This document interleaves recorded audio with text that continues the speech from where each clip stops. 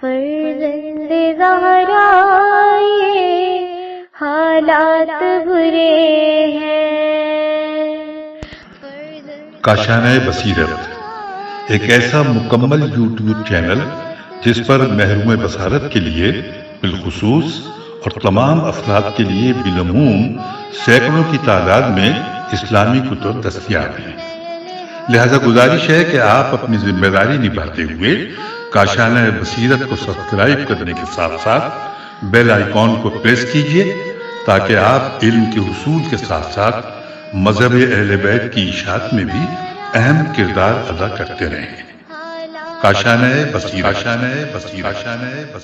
فرزند زہرا یہ حالات برے ہیں۔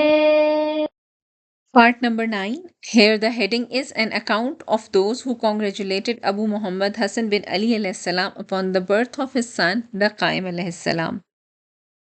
Narrated to us Muhammad bin Ali Majawali, narrated to us Muhammad bin Yahya al-Atar, narrated to me Jafar bin Muhammad, narrated to me Muawiyah bin Hukaim, and Muhammad bin Ayyub ibn Nuh and Muhammad bin Usman Ammari. They said, Abu Muhammad Hassan Askari alayhi salam acquainted us 40 persons with his newborn son, His Eminence Mehdi. While we were present at his house, he said, This son of mine is my Imam and Caliph for you after me. Obey him, and after me do not become disunited in your religion, that you be destroyed. But you should know that after this day you will not see him. They said, We left his place, and after only a few days the Imam Askari alayhi salam passed away. Narrated to us Muhammad bin Hassan, narrated to us Abdullah bin Jafar Himari, that he said, I said to Muhammad bin Usman Ammari, I was with Ahmad bin Ishaq in the presence of Al-Ammari. I said that Al-Ammari, I asked you about a subject, as Allah the Mighty and the High has said in the story of Ibrahim alayhi salam. So you not believe? He said, Yes, but in order to satisfy my heart, have you seen my master? He said, Yes, and he has a neck like this, pointing with both of his hands to his own neck. Fourth, narrated to us Ali bin Ahmad Daqqaq and Muhammad bin Muhammad Sam and Ali bin Abdullah Warraq, may Allah be pleased with them. They said, narrated to us Muhammad bin Yaqub, narrated to me Ali bin Muhammad, narrated to me Muhammad and Hassan son of Ali bin Ibrahim in the year 2079, narrated to us Muhammad bin Ali bin Abdul Rahman Abdi from Abd Qais and Zo bin Ali from a man of Fars, whom I heard saying, I reached Surah Manara and came to the house of Abu Muhammad alayhi salam. Before I could seek the permission to enter, the Imam called me from inside. I entered and greeted him. He asked me, How are you? Then he told me to sit and inquired about the well-being of my family. Then he said, How do you happen to come here? I said, I have come to serve you. He said, Then stay here only. I began to live in his house with the servants. One day I returned from the market after buying the necessary things. When I entered the house, the Imam called me out to stop where I was, and that neither should I go out nor come in. Then a maid came out carrying something wrapped in a cloth. Then the Imam called me and also called the maid. When she came back, he told her, Reveal that which you have in your arms. When she removed the cloth, I saw a beautiful child in her arms. I saw his belly, on which there was a line of hair. The hair were green and not black. The Imam said, This is your master after me. Then he told the maid to take him away. After that, I did not see the child till the Imam passes away. So when Ali says, I asked this Persian, what was the age of the Qaim at that time? He replied, 2 years. Abdi says, I asked Zahu bin Ali what would be his age today. He replied, 14 years. Abu Ali and Abi Abdullah says, at this time his age must be 21 years. Narrated to us Abu Talib Muzaffar bin Jafar bin Muzaffar Alawi Samarkandi. Narrated to us Jafar bin Muhammad bin Masood from his father Muhammad bin Masood. Narrated to us Adam bin Muhammad. Narrated to me Ali bin Hassan bin Harun Daqaq narrated to us Jafar bin Muhammad bin Abdullah bin Qasim bin Ibrahim bin Ashtar narrated to us Yaqub bin Manqush that he said, I went to Abi Muhammad Hassan bin Ali alayhi salam to find him sitting on his usual place in his house.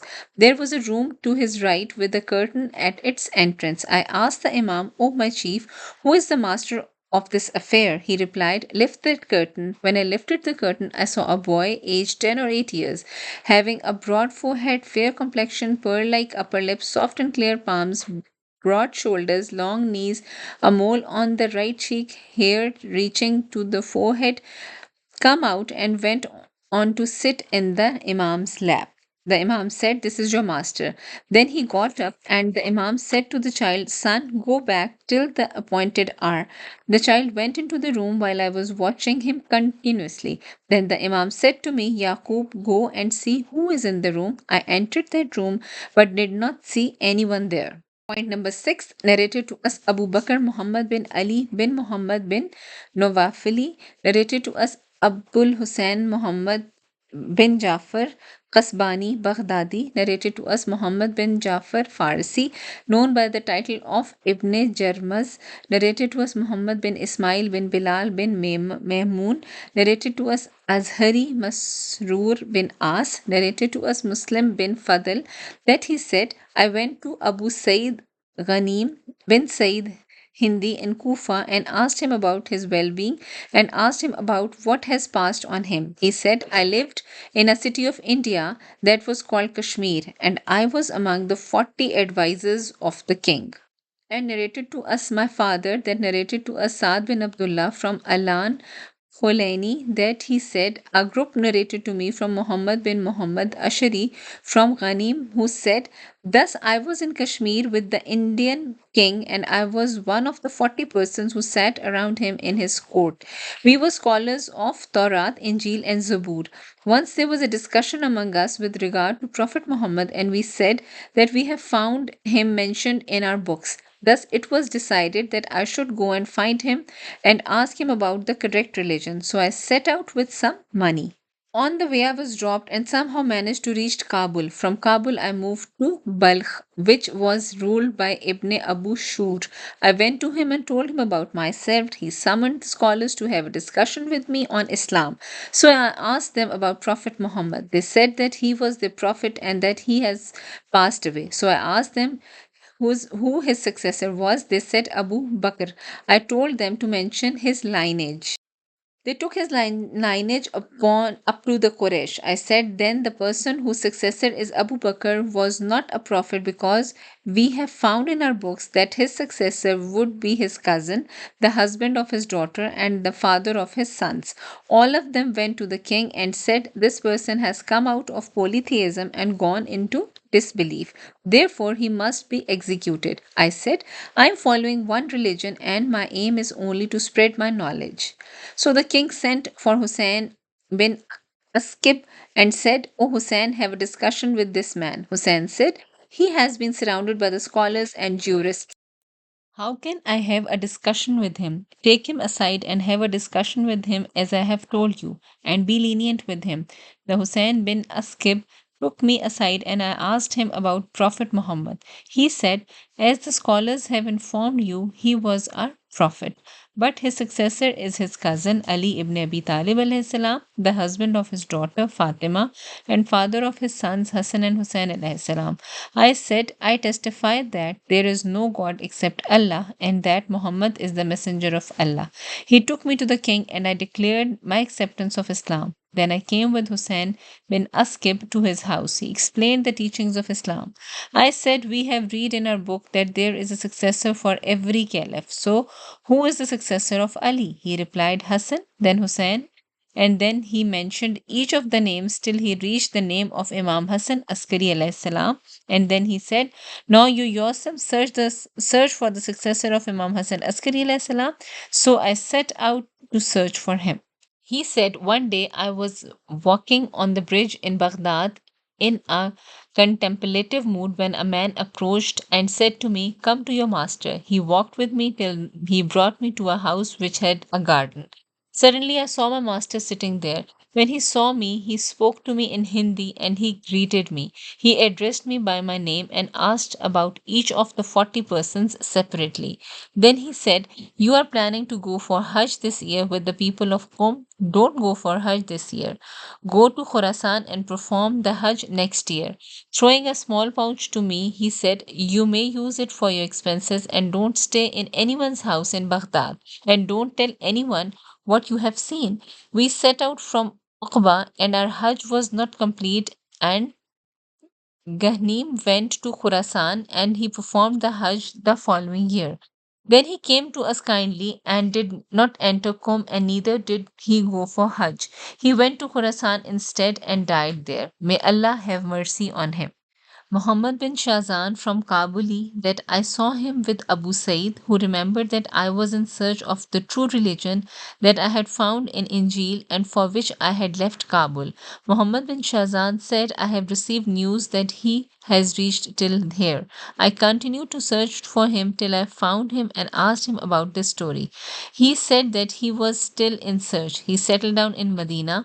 Whomever he mentioned, this ridiculed him till he met to Sheikh of Bani Hashim named Yahya bin Muhammad Arizi. He said, "The person you are looking for is in Syria." He said, "I came to Syria. I went to a threshold that was sprayed with water. I felled myself at the place. A black servant emerged from the house and told me to go away from there. I said I would not go anywhere. At last, he told me to come inside. When I entered, I saw my master seated at the center of the house. He addressed me by my name, which no one knew except my people in Kabul. Then he informed me about few things. I said, 'My master, my livelihood is lost. Please give me something.' He said, 'It is lost because of your falsehood.' Then he gave me rations, and even though I had lost everything previously, the rations Imam gave me lasted for me. Then I returned. But when I went there the next year, I could not find anyone in the house." 7. Narrated to us my father, narrated to us Saad bin Abdullah, narrated to us Jafar bin Muhammad bin Malik Kufi from Ishaq bin Muhammad Sharifi from Yahya bin Mutana Atar from Abdullah bin Bukhair from Ubaid bin Zurraha that he said, "I heard Abi Abdullah alayhi salam say, their Imam will disappear from the people. Then he will witness those who come for the Hajj pilgrimage. He will see them, but they will not see him." 8. Narrated was Muhammad bin Musa bin Mutawakkil, narrated was Abdullah bin Jafar Himyari from Muhammad bin Usman al Amari that he said, "The master of this affair shall perform the Hajj rituals every year. Thus he shall see the people and recognize them, and they shall also see him, but will not recognize him." 9th, narrated to us Muhammad bin Musa bin Mutawakkil, narrated to us Abdullah bin Jafar Himari that I asked Muhammad Usman Ammari that have you seen the master of this affair? He replied, "Yes. The last time I saw him, he was besides the holy house of Allah and praying, 'O my Lord, fulfill the promise that you made to me.'" 10th, narrated to us Muhammad bin Musa bin Mutawakkil, narrated to us Abdullah bin Jafar Himari that I heard Muhammad bin Usman Amari say, "I saw His Eminence holding the curtain of Kaaba below the spout and praying, 'O my Lord, take revenge from my enemies.'" 11th, narrated to us Abu Talib Muzaffar bin Jafar bin Muzaffar bin Jafar bin Muhammad bin Abdullah bin Muhammad bin Umar bin Ali ibn Abi Talib alayhi salam, narrated to us Jafar bin Muhammad bin Masood, narrated to us Abu Nadir Muhammad bin Masood, narrated to us Adam bin Musa Balakhi, narrated to us Ali bin Hassan Daqqaq, narrated to me Ibrahim bin Muhammad Alawi, narrated to me Nasim, the maidservant of Abi Muhammad alayhi salam. A night after the birth of the master of the time, I came to him. I sneezed, and he said to me, "May Allah have mercy on you."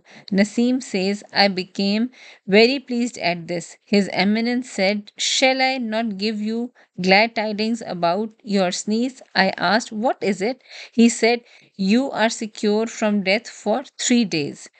12th, and through the same chain of narrators from Ibrahim bin Muhammad Alawi, narrated to me Tarif Abu Nasr, I came to the master of the time, and he told me to bring red sandalwood, which I did. Then he asked, "Do you know me?" I said, "Yes." He said, "Who am I?" I said, "My master, and the son of my master." He said, "I did not ask you this." Tarif said, I said, "May I be sacrificed on you. Tell me." He said, "I am the seal of the successors, and through me will Allah, the mighty and sublime, ward off calamities from my family and my Shias." 13th, narrated to us Muzaffar bin Jafar bin Muzaffar Alawi Samarkandi, narrated to us Jafar bin Muhammad bin Masood from his father, narrated to us Jafar bin Maruf that he said, Abu Abdullah Balakhi wrote to me, narrated Abdullah that when I went to the orchard of Banu Amir, I saw boys playing in the pond, and a youth was sitting on the prayer carpet with his sleeves on his mouth. I asked, "What is that?" The boy replied, "Muhammad ibn Hassan." He resembled his father. 14th, narrated to us my father and Muhammad bin Hassan, may Allah be pleased with them, they said, narrated to us Abdullah bin Jafar Himari, that I was with Ahmad bin Ishaq in the presence of Al Amiri. I asked you about a subject as Allah the Mighty and the High. He said in the story of Ibrahim alayhi salam, "So you not believe?" He said, "Yes, but in order to satisfy my heart." "Have you seen my master?" He said, "Yes, and he has a neck like this," pointing with both of his hands to his own neck. I asked, "And the name?" He replied, "I warn you not to seek that, because the people believe that his progeny has been cut off." 15th, narrated to us Muzaffar bin Muzaffar Alawi Amari, narrated to us Jafar bin Muhammad bin Masood from his father, narrated to us Jafar bin Maruf from Abi Abdullah Balakhi, from Muhammad bin Sohle bin Ali bin Muhammad bin Qambar, the elder slave of Ar-Raza alayhi salam, that he said, the master of the age came to Jafar Kazab from an unknown place when the latter was claiming inheritance after the passing away of Abu Muhammad alayhi salam. The Imam said to him, "O Jafar, why are you claiming that which is our right?" Jafar was absolutely confounded. After that, the Imam disappeared from his sight. Jafar searched for him among the people but could not find him. When his grandmother, the mother of Al Hassan, passed away after having willed that she must be interred in the house, Jafar argued, "This is my house and no one will be buried here." So the Imam alayhi salam came to Jafar and said, "O Jafar, is it your house?" After that, he disappeared from his sight and he never saw him again. 16th, narrated to us Muhammad bin Muhammad Khuzai, narrated to us Abu Ali Asadi from his father, from Muhammad bin Abi Abdullah Kufi, that he mentioned the name of those who were familiar with the miracles of the Master of the Age and who have met the Imam. They were as follows: inverted commas, among the representatives were Al Amari and his son Hijaz, Atar from Baghdad, from Kufa Al-Ismi, from Ahwaz Muslim bin Ibrahim bin Mazahir, from Qom Ahmad bin Ishaq, from Hamadan Muhammad bin Saleh, from Ray Bassami, that is he himself, from Azerbaijan Qasim bin Allah, from Nishapur Muhammad bin Shazan. Among the non-representatives were from Baghdad Abul Qasim bin Abi Hulais, Abu Abdullah Kindi, Abu Abdullah Junaidi, Harun Qazzaz, Nili, Abu Qasim bin Dubais, Abi Abdullah bin Farooq Masroor Tabbakh, slave of Abil Hassan, Ahmad and Muhammad, sons of Al Hassan, Ishaq al Katib from Bani Bakht, Sahbai Nawa, and Sahbe Suratul Makhtuma. From Hamadan was Muhammad bin Kashmar, Jafar bin Hamdan, and Muhammad bin Harun bin Imran. From Dinawar was Hassan bin Harun, Ahmad bin Uqayya, and Abul Hassan. From Isfahan Ibn Shala, from Simara Zaidan, from Qum Hassan bin Nasr, Muhammad bin Muhammad, Ali bin Muhammad bin Ishaq and his father, and Hassan bin Yaqub. From the people of Ray were Qasim bin Musa and his son, Abu Muhammad bin Harun, Sahib Hisar, Ali bin Muhammad, Muhammad bin Muhammad Kulaini, and Jafar Rifa. From Kazwin, Murdas, and Ali bin Ahmad. From Fakhtar, two persons from the city of Roza ibn Khal, from Faris al-Mahruj, from Merv, owner of 1,000 dinars, owner of money and the white letter, and Abu Sabit. From Nishapur, Muhammad bin Shoaib bin Sohleh, from Yaman, Fadl bin Yazid al-Hasan and his son, Jafari ibn Ajami, from Shamasti, from Misr, father of two newborns, owner of wealth in Makkah, and Abu Raja. From Nasibin, Abu Muhammad bin al-Wajna, from Al-Ahwaz al-Khushaini. Narrated to us Muhammad bin Ibrahim bin Ishaq. Narrated to us Ali bin Ahmad Kufi. Abil Qasim Khadiji. Narrated to us Suleiman bin Ibrahim Rikki, that he said, narrated to us Abu Muhammad Hassan bin Wajna Nasibi, that I was in my 54th Hajj and in supplicating in prostration under the drain pipe of the Kaaba after Isha prayer. I was lamenting and beseeching when all of a sudden somebody shook me and said, O Hassan bin Wajna, get up. He said, I got up and saw a slave girl of pale complexion and thin stature. I thought she was more than 40 years of age. She began to walk before me, and without asking any questions, I began to follow her till she searched the house of Her Eminence Khadija. There was a room in that house with an open door in the center of the wall. The slave girl went above. I heard a voice calling out, O Hassan, come up. So I went up and stood at the door of the room when His Eminence, the Master of the Time, alayhi salam, said, O Hassan, you thought that you were hidden from me? By Allah, I had been with you every time you came for Hajj. Then he described my circumstances. I fell down unconscious on the face. Then I felt a hand touching me. I got up. He said to me, stay in Medina at the house of Jafar bin Muhammad alayhi salam, and do not worry about food, water, and clothes. Then he gave me a paper on which were written Dua Faraj and recitation of benedictions on His Eminence. And he said, recite the supplication and send benedictions upon me on in this manner, and do not show this paper to anyone except deserving ones among your Shias, as Allah the Mighty and Sublime will give you tawfiq. I said, O my master, would I never see you after this? He replied, O Hassan, whenever Allah wills, you will see me. Hassan says, after concluding my Hajj, I went to Medina and stayed at the house of Jafar bin Muhammad alayhi salam. I always went to the masjid, and except for three things, I did not return to the house: making ablution, rest and sleep, and at mealtime. When I returned my room at the time of breaking the fast, I found a bowl, one fourth filled with water. Upon it was kept a loaf of bread and food that I felt like having that day. I consumed it till satiation. Winter clothes arrived in winter, and summer clothes arrived in summer. During the day, I used to enter the water for bathing and sprinkle the water in the house also. I used to take the empty cup and fill it up with food, and whatever exceeded my needs, I gave it away to the poor so that those with me may not come to know of my circumstances. 18th, narrated to us Muhammad bin Ibrahim bin Ishaq Talqini, narrated to us Abul Qasim bin Ahmad Khadiji Kufi, narrated to us Azadi, that I was performing the tawaf of the Kaaba.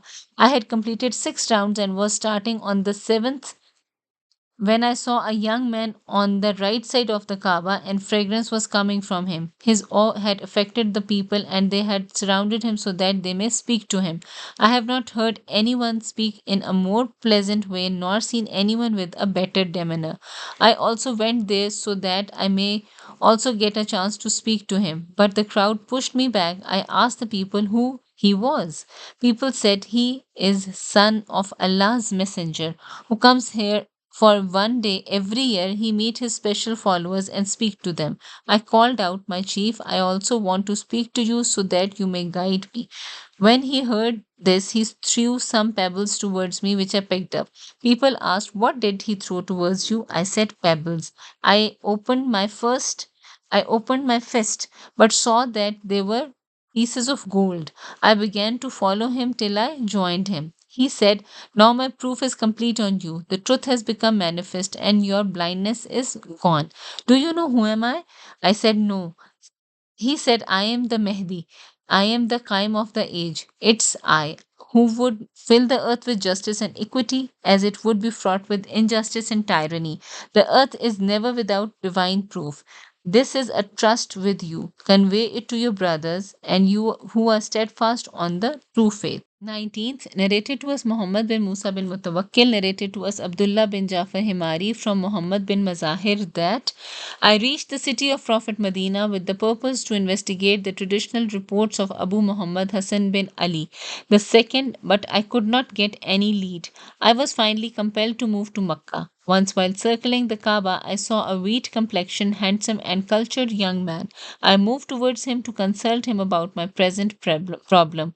I caught up and greeted him. He responded to my greeting in the most cheerful way and asked me where I was from. I said I was a resident of Iraq.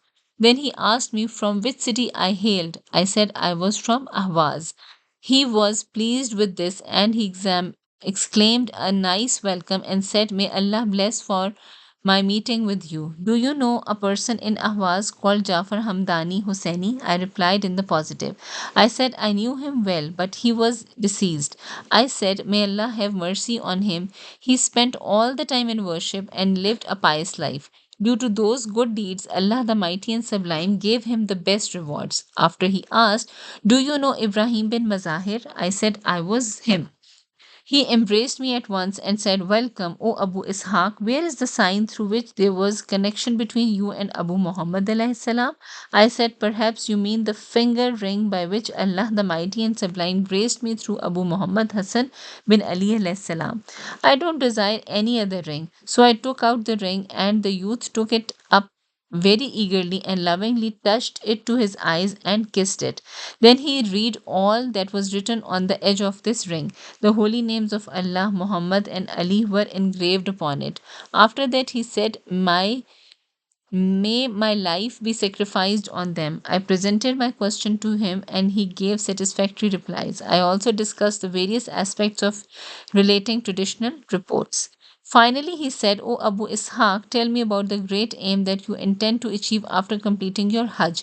I said I would not conceal anything from him. He said that was only proper. Right now, you can ask me whatever you want and I will inshallah explain to you everything in detail. I asked him what he knew about the children of Imam Hassan Askari alayhi salam. He replied, By Allah, he has two sons, Muhammad and Musa. I have been both of them. I have seen both of them. I have been sent by them only. They have called you. If you want to meet them and gain from them, you can come with me to Taif, but don't let your companions know anything about it. Ibrahim says, I immediately set out with this young man towards Taif. After crossing the vast expanses of the desert, we reached a spot where the desert ended. I saw there a magnificent tent made of hair pitched on raised ground, due to which the surrounding area looked fresh and inhabited.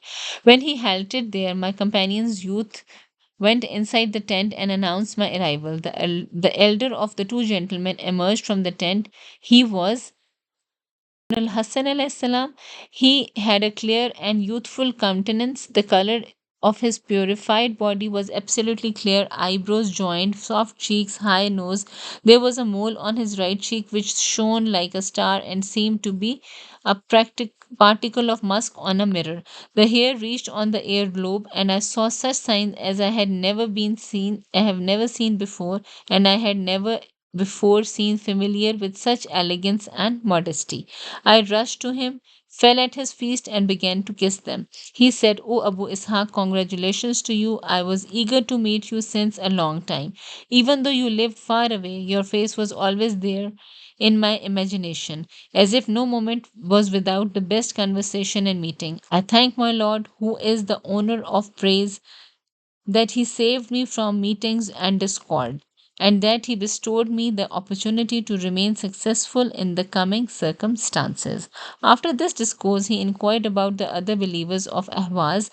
I said, Master, as soon as Imam Hassan Askari alayhi salam passed away, I set out in search of you, leaving my home and people, and I have been roaming about till date. Therefore, I cannot tell you anything about those people. But today, Allah, the Mighty and Sublime, has fulfilled my aim. After that, he took me in private, made me sit down comfortably, and then said, "The fact is that my respected father, may Allah bless him, took oath from me and that I would not reside in one place but in hidden and far off lands, so that I may protect myself from the deceit and plots of deviated and rejected people that are present in wayward communities. Thus, I was sent to the highlands, and I considered the barren areas necessary for myself. I was shown the causes through which problems are solved and calamities dispelled. His Eminence also made me familiar about the treasures of wisdom and the fine points of sciences that I was unaware of or had superficial knowledge of. My father gave me from the treasure of unseen secrets and wisdoms, such that if I taught even a part of it to you, O Abu Ishaq, you will not be in need to ask anyone in the world. My father said, Allah the Mighty and Sublime had at no time left any part of the world in no circumstances without his proof, who may help them in religion and worldly affairs, and who is their leader in the world and hereafter. That is why I can tell you that I am certain that my son, after me, you are from those who are sent by Allah the Mighty and Sublime till today, one after the other, to distinguish the truth and falsehood. These Imams distinguish truth from falsehood and destroy the basis of recognition of falsehood. They douse the fire of disbelief and apostasy. In order to be safe from the calamities of the time, it is necessary for you to live in far off hidden places, because in every age, every representative of God has an enemy who is always ready for confrontation with the divine appointees. It is so because the latter consider it his religious duty to fight the enemies of Allah. So the exceeding number of your enemies should not frighten you. You must also be assured that the hearts of the sincere believers are as eager to meet you as the birds are eager to reach their nests. And the people with the perfect faith and absolute sincerity are those who apparently live ordinary lives and in difficult circumstances in the world. But in the view of Allah, these people have an exalted status and much value, even though in the view of the people they are helpless and needy. They have contentment and they keep away from sins. If it is they who nurture the religion of God and are prepared to fight the enemies of faith, Allah the Mighty and Sublime has secured them through patience and forbearance. They shall remain in the world with the same qualities till the Almighty Allah convey them to their eternal abode in paradise.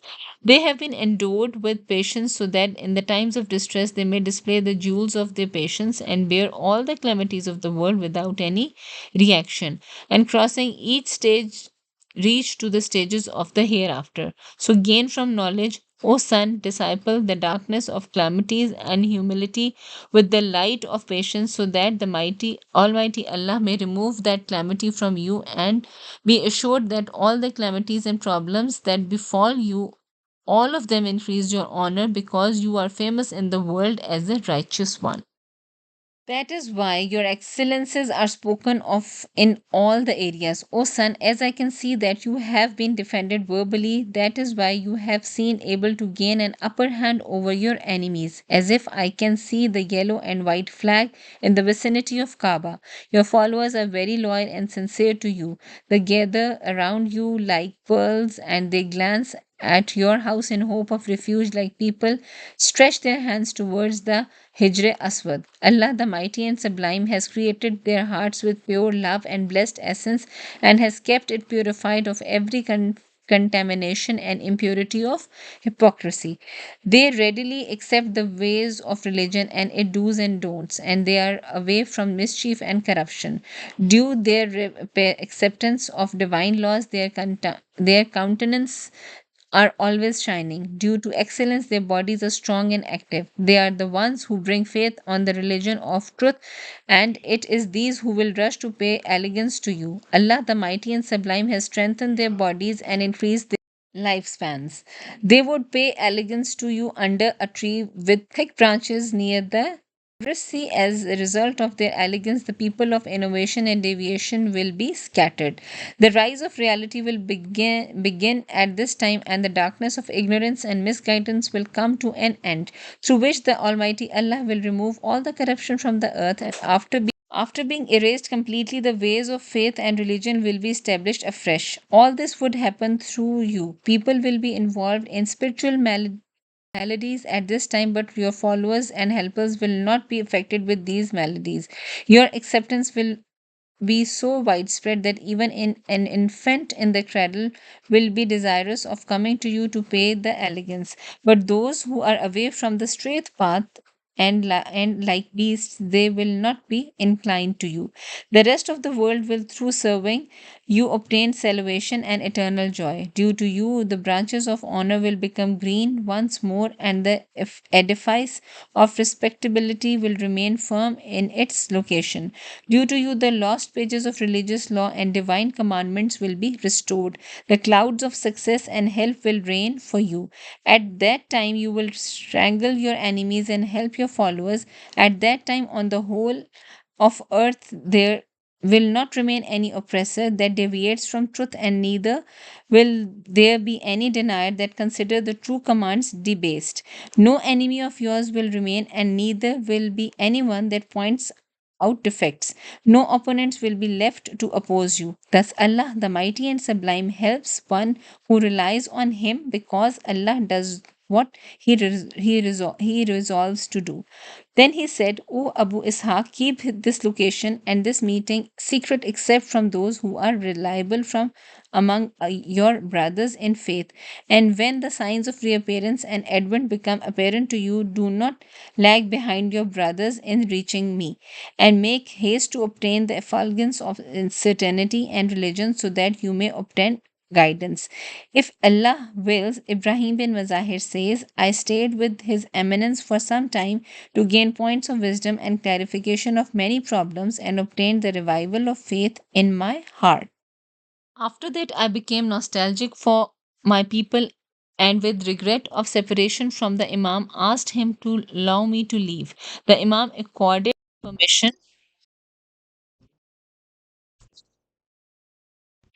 and also gave me supplication which carries untold spiritual benefits, and which will be a source of blessing for my children and relatives. I had with me an amount of 50,000 dirhams, which I presented to the Imam, who smiled and said that I should use it for my expenditure in the return journey. He said that I must not think that the Imam has not accepted it. He said, May Allah increase your wealth and make it last for you ever. May He give you the rewards of righteous and grant you the traits of the obedient ones. All the excellence belongs only to Him. And I pray that Allah makes you reach home safely without any problem. I entrust you to Allah. You will never be deprived of His mercy and blessings, if Allah wills. O Abu Ishaq, we have adopted contentment due to His great favor and benefits of thankfulness, and we have protected ourselves through the company of divine saints, purity of intention, and unadulterated advice. And we have guarded that which is absolutely clean, and whose mention is very lofty. Abu Ishaq said, I thank Allah, the Mighty and Sublime, that He showed me the right path. I returned after meeting the Imam with a certainty that the Almighty Allah will not allow His earth to decay, and nor would He keep it devoid of His clear proof. I publicized this report in order to increase the insight of the people of faith, and to increase the recognition of the purified progeny of the Messenger of Allah. It was a kind of returning the trust that I held, so I decided to submit to that which had become clear to me, so that Allah, the Mighty and Sublime, grants me the strength of determination, helps my intention, and increase the belief in infallibility, and Allah guides whomsoever He likes to the straight